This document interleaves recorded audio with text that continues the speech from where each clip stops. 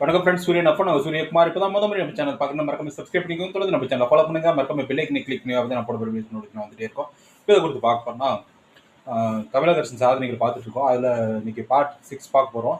பார்த்தீங்கன்னா, விவசாயிகளுக்கு வந்து எதனா இயற்கை இடர்பாடுகள் வந்துச்சுன்னா, இயற்கை சீற்றங்கள் மூலமாக வந்து பாதிப்பு ஏற்பட்டுச்சுன்னா, அவங்க வந்து பார்த்தீங்கன்னா பசுமை பீமா யோஜனா மூலமாக வந்து இன்சூரன்ஸ் கிளைம் வாங்கிக்கிறாங்க. அதுவே வந்து விலங்குகளால் சேதமடைஞ்சுன்னா வந்து அதுக்கு இழப்பீடு வாங்குறாங்க.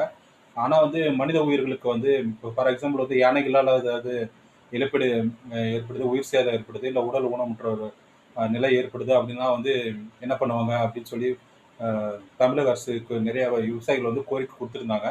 அதுக்கு வந்து தமிழக அரசு பார்த்தீங்கன்னா, இதுக்கு முன்னே வந்து விலங்கு மற்றும் மனித உயிர்கள் மோதி வந்து விலங்கு மனித மோதல் ஏற்பட்டு உயிரிழப்பு ஏற்பட்டுச்சுன்னா அதுக்கு வந்து 10 லட்ச ரூபா வந்து கொடுக்குறேன்னு சொல்லியிருந்தாங்க. இதுக்கு முன்னே வந்து 5 லட்சம் தான் கொடுத்துட்டு இருந்தாங்க. இப்போ 10 லட்சமோ 5 லட்சம் வந்து உயர்த்தி அறிவிச்சிருக்கிறார். இது வந்து பார்த்தீங்கன்னா உடல் ஊனமுற்ற நிலை ஏற்பட்டாலும் மனித விலங்கு மோதலால் அதுக்கும் வந்து பொருந்தும்னு சொல்லியிருக்காங்க. இது வந்து 2024 ஜனவரி 13ஆம் தேதி வந்து கொண்டு வந்தாங்க. இதை பற்றி நம்ம சேனல் வியூவர்ஸ்க்கு வெளிப்படுத்தணும். இது தமிழக அரசு சாதனைகள் தான். ஏன்னா வந்து 5 லட்ச ரூபாய் வந்து இன்க்ரீஸ் பண்ணிக்கிறாங்க.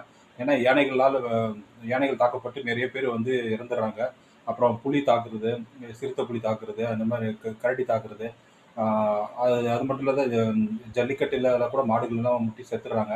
இந்த மாதிரிலாம் நிறையா கிளைம் வந்து ஜல்லிக்கட்டு அதுனா அது போட்டி விதிமுறை.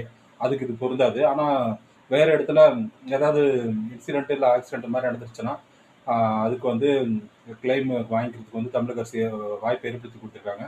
இதை பற்றி விழிப்புணர்வு பண்ணணும்னு சொல்லிட்டு தான் இன்னைக்கு வீடியோ போட்டேன். இது தமிழக அரசின் சக்ஸஸ் ஸ்டோரி பார்ட் 6. இது போன்ற அப்டேட்டுகளுக்கு தொடர்ந்து நம்ம சேனல் ஃபாலோ பண்ணிட்டே இருங்க. சூரியகுமார், சூரியன். தேங்க்யூ.